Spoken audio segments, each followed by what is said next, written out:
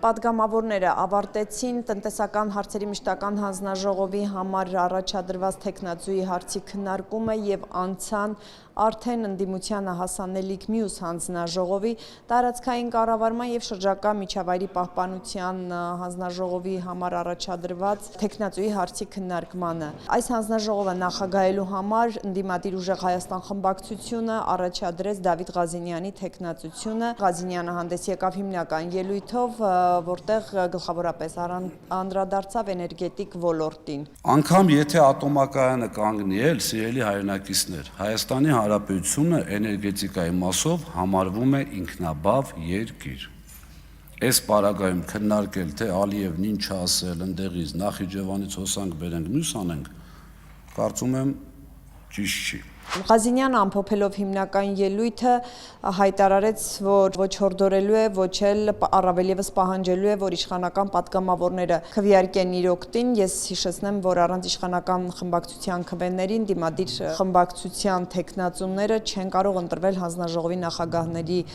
պաշտոններում։ Ընտրվելու դեպքում պատրաստ եմ համագործակցել բոլորի հետ, անկախ քաղաքական, այսպես ասած, շատ խորը տարաձայնություններից։ Ավելի քան 2 տասնյակ պատգամավոր հերթագրվեցին Դավիթ Ղազինյանին հարցեր տալու համար, հիմնականում իշխանական պատգամավորներն էին ակտիվ։ Նրանց տարբեր հարցեր էին հետաքրքրում, սկսած պնդումներից, որ ուժեղ Հայաստանի ներկայացուցիչները անում էին նախընտրական փուլում կապված այդ 300,000 ադրբեջանցիների հետ, մինչև հեծում եղած խնդիրները։ Ըստ երևույթի արդեն մոտ մի 3,000-ը պետքա ստեղ լինեն, խնդրում եմ ասեք տվյալներ, թե որ մարզերում եք հանդիպել, որ քաղաքներում եք հանդիպել ադրբեջանցիներ։ Ես չեմ հիշում մեր թիմից որևէ մեկին, որը ասած լինի ընտրությունները պրծավ 2 ամիս հետո ադրբեջանցիները արդեն ըտեն ելնել։ Դա առաջինը, երկրորդը, իշխող քաղաքական թիմում կամ այսպիսի խնդիր, այն բանի պատմությունն ասենք, մեկը մեկին բան ասում, ֆռում երրորդին պատասխանում է։ Ժողովուրդ ինչ չի։ Ձեր աչքի առաջ չի այդ խոսույթը։ Ձեր աչքի առաջ չի ինչ որ Ադրբեջանում կատարվում է։ Այսինքն, եթե ընդդիմությունը որոշում է վտանգները ներկայացնի, այդ թիվն էլ հենց այնպես չի, չէ՞։ Դավիթ Ղազինյանը, որ նախկինում ղեկավարել է նաև ՀԵՑ-ը, մեղադրվում է ընտրակաշարքի գործով, անցնում է ընտրակաշարքի գործով, անգամ եղել է կալանքի տակ եւ այսօր պատգամավորները, իշխանական պատգամավորները,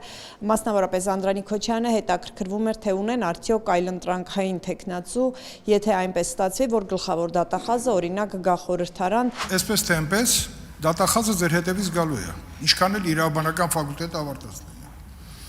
Չի կարա չգա, որտեղ դուք օրենքի ուժով եք դուրս եկել, քրեական գործը չի կարճվել։ Հիմա այդտեղ խնդիր տեսնում եք թե չէ, եթե գա եւ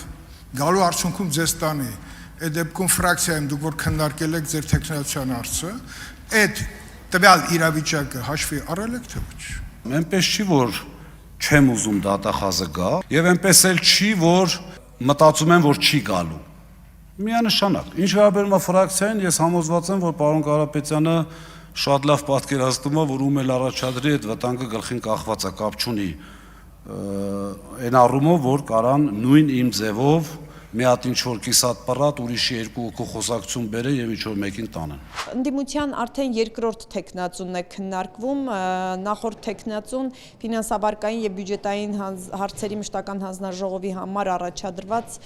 թեկնածունն էր, ուժեղ Հայաստանից այս հանձնաժողովի համար առաջարկել են Հայկ Ֆարմանյանի թեկնածությունը, բայց մինչև այս պահը իշխող քաղաքացիական պայմանագիրը դեռ չի բացահայտում, թե ինչպես է պատրաստվում քվեարկել հանձնաժողովների ընդդիմադիր թեկնածուների հարցով։ Արուսյակ Մանավազյանը պնդեց, թե այն միջադեպը, որ տեղի ունեցավ նախօրեին խորհրդարանում ընդդիմադիր պատգամավոր Էդգար Ղազարյանի ելույթից հետո որևէ կերպ չի կարող անդրադառնալ իրենց որոշման վրա։ Պարոն Ռուբինյանը հստակ ասաց, որ մենք որոշում չունենք եւ քննարկելու ենք եւ թույլ տվեք, որպեսզի լսենք եւ նորմալ միջավայրում մեր քննարկումները եւ նիստերը անցկացնենք։ Արդեն երրորդ շաբաթն է խորհրդարանը շարունակում են երրորդ գումարման առաջին նստաշրջանը, մինչև այս պահը քննարկվել են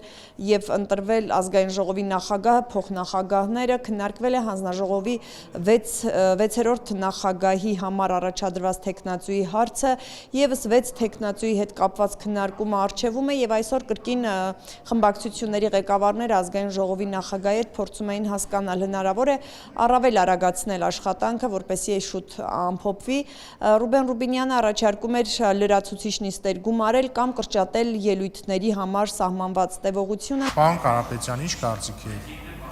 Կարող ենք պահել ոնց որ հիմա կա։ Մենք կարծիք չունենք, կարող եք դուք նայել, որը որ օպտիմալ է, կարծիք չունենք այդ ուղղությամբ։ Եթե համաձայն եք 6-6 քվեարկությանը, քննարկենք մնացածը։ Ոչ, հնարավոր չի 6-6։ Մյուս առաջարկի վերաբերյալ ինչ կարծիք ունեք։ Եթե դուք ամեն դեպքում պնդում եք, որ 6-6 քվեարկություն հնարավոր չի, այլ բան քննարկելու չունենք այստեղ։ Շատ լավ, որևէ խնդիր չկա, շարունակում ենք ոնց կա ուրեմն։ Խորհրդարանը աշխատանքը կշարունակի նաև հաջորդ շաբաթ եւս 6 տեխնացուի հետ կապված քննարկումը